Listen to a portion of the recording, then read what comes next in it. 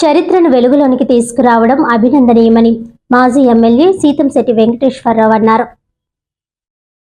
శనివారం గంగవరం విచ్చేసిన ఆయన స్థానిక విలేకరులతో మాట్లాడుతూ ప్రముఖ పుణ్యక్షేత్రమైన శ్రీశైల భ్రమరాంబ మల్లికార్జున స్వామి ఆలయ చరిత్ర, ఆనాటి రాజకీయ, ఆర్థిక, సాంఘిక, సాంస్కృతిక, మతపరమైన పరిస్థితులను తామర పత్రాల్లో భద్రపరచడం జరిగిందన్నారు.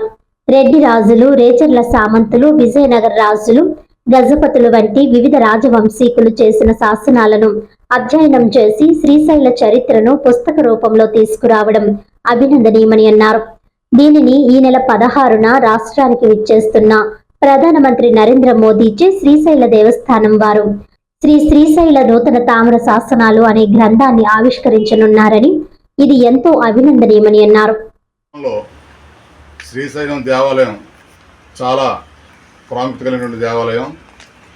ఈ దేవాలయాన్ని శతాబ్దాల నాటి చరిత్రను వెలికితీసి మన గౌరవ ముఖ్యమంత్రి శ్రీ నారా చంద్రబాబు నాయుడు గారు రేపు నరేంద్ర మోడీ గారు వచ్చే సమయానికి వారికి ఆ శ్రీశైలం దేవాలయం యొక్క చరిత్ర వివరించడం జరుగుతుంది.